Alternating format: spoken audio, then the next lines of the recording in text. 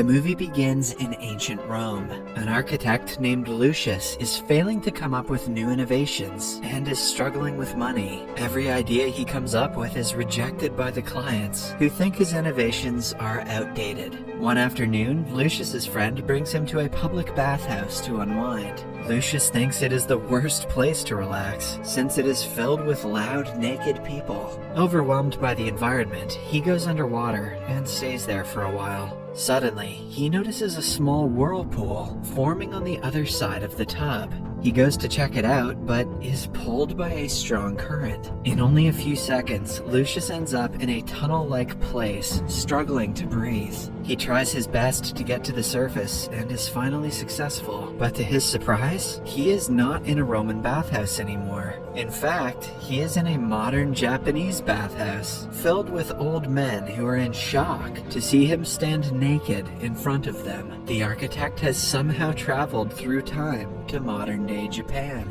Lucius, who has never seen someone with Mongolian features, assumes that the men are from a flat-faced tribe. After recovering from the shock, Lucius notices that the place is more advanced than any bathhouse he has ever seen. The baskets, taps, and massaging device all blow his mind, as he regrets not thinking of these innovations himself earlier. He also accidentally enters the women's changing room and is knocked out by a screaming old lady. Then, we are introduced to a struggling manga artist named Mami. His appearance gives her an idea for a new character, hence she starts drawing his portrait. A while later, Lucius wakes up and is given a bottle of flavored milk. He is yet again baffled by the sweet and cold taste of it. In fact, it is so good that it makes him fall unconscious for a second time.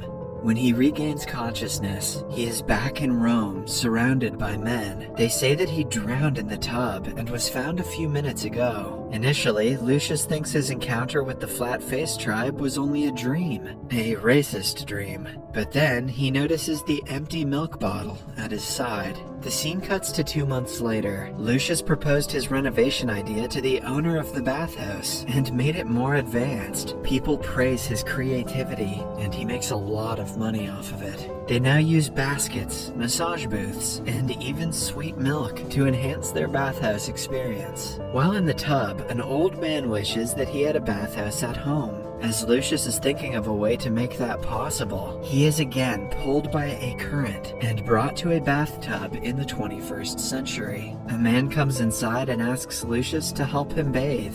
Lucius is confused, but he does as told and finds out about many more useful tools, like the shower head and the shower hat. Coincidentally, the house belongs to Mami, who finds Lucius on the floor. She runs to get her sketchbook, but when she returns, he has already disappeared. Back in Rome, Lucius makes a house bathtub for the old man and earns a lot of money. He finally has enough to feed his wife good meals, but she is not satisfied. She desperately wants to have a baby and complains that Lucius is always busy working. They get into an argument that ends when she curses him and storms away. A few days later, Lucius is approached by a messenger of the Emperor Hadrianus. The man is known for being cruel, as rumors say that he killed the cabinet members who opposed him. Since the talk about Lucius's inventions has been going around town, even the Emperor is taking interest in him.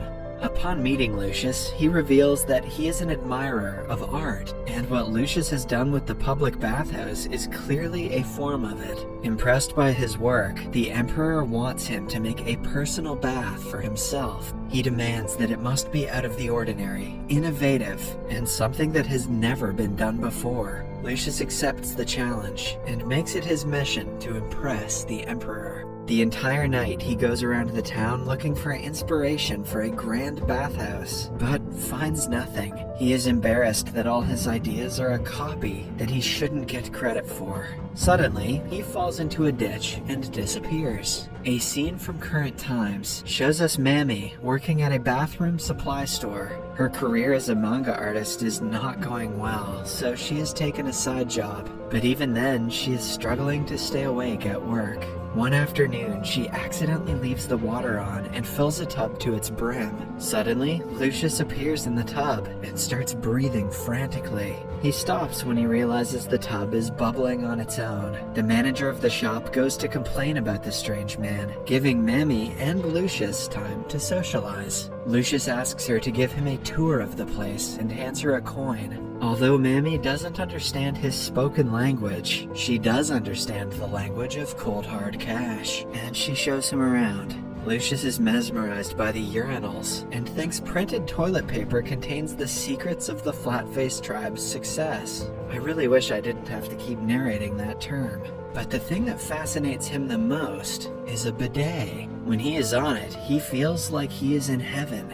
Copying the idea from everything he saw, he returns to Rome and makes the Emperor the best bathhouse of all time. It has a toilet with constant water flow to clean the behind, a tub with bubbles made from slaves blowing up a pipe, a glowing aquarium, and scented candles. He exceeds the Emperor's expectations and is awarded a special necklace that has a unique sculpture of dog legs and human genitals. Lucius runs home to show the achievement to his wife, but finds her making love to his best friend. Damn.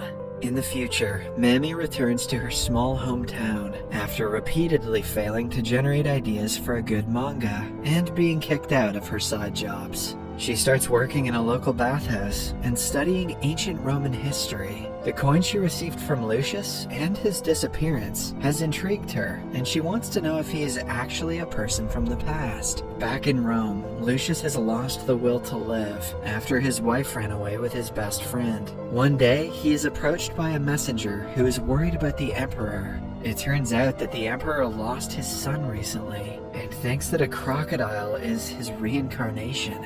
He wants Lucius to design a place where the crocodile can be stored and all of his needs are met. Lucius has to be extra careful with this one, because if the animal dies, all blame will fall upon him and he will be declared a national criminal.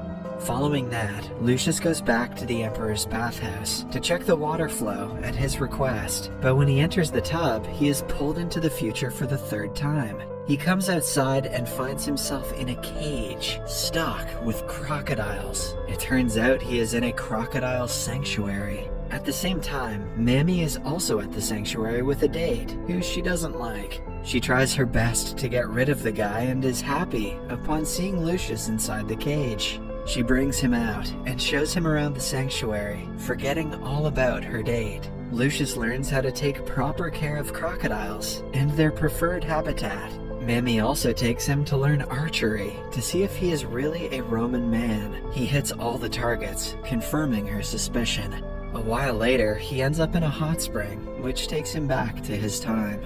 A few months later, the Emperor gets a perfect place to breed his crocodile son. He has even started to treat Lucius like family, inviting him to the palace frequently. Everything is going well in the city, until one day, the Emperor is informed of the rebels making an attack on his troops. They are not happy with his rule and want to dethrone him at any cost. The Emperor's soldiers and the rebels fight a long and hard battle that goes on for more than a year. By now, the Emperor has grown old and is ready to retire. He plans to leave the throne to his nephew, Cionius. For Cionius' first project as the Emperor, he is going to build a new bathhouse to gain the people's support. Hence, the Emperor wants Lucius to help his nephew in the project. This is a problem for Lucius, because his principles do not align with Cionius, who is arrogant and proud. Lucius knows that if he becomes the Emperor, the fall of the Roman Empire is inevitable.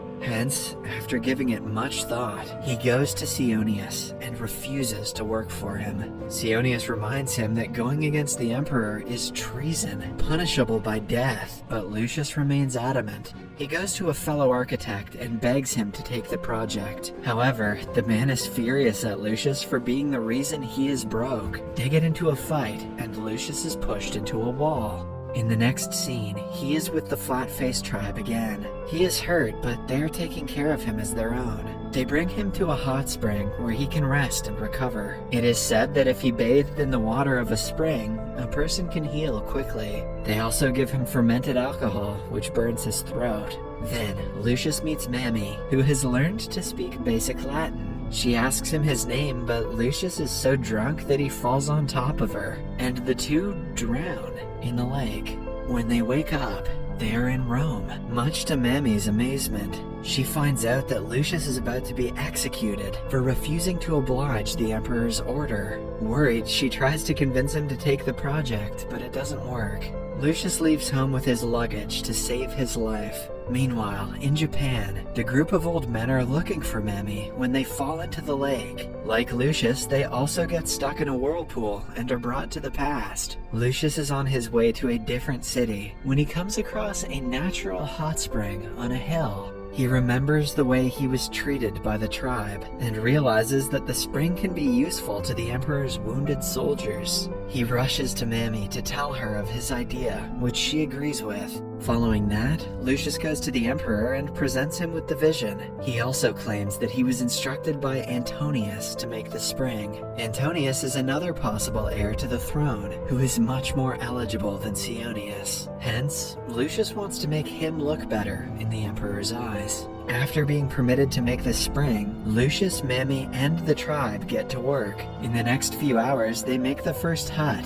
Gradually, many houses are built around the spring, and they turn into a resting point for the soldiers. The tribe takes care of the wounded and helps them recover quickly. They also use their knowledge of modern medicine to do so. A few months later, the soldiers win the battle against the rebels. They celebrate by drinking and dancing. Lucius and Mammy sit in private and chat for a long time. They have developed feelings for each other over the time they worked together. Lucius is the happiest he has ever been in life. That is, until the tribe suddenly disappears. Mammy also starts vanishing in front of his eyes, but before she does, he tells her that there are several ways leading back to Rome. In the following scene, the Emperor makes Antonius his advisor. Lucius is also awarded in front of the civilians for the bravery he showed in battle. People acknowledge that without him, they would have never won. Meanwhile, Mammy has started a new life in the future. One day, she is walking through the city when she sees Lucius come out of a pond. The movie ends as they meet each other again. Subscribe for more videos like this, turn on notifications, and leave a like to help the channel out. Thank you for watching.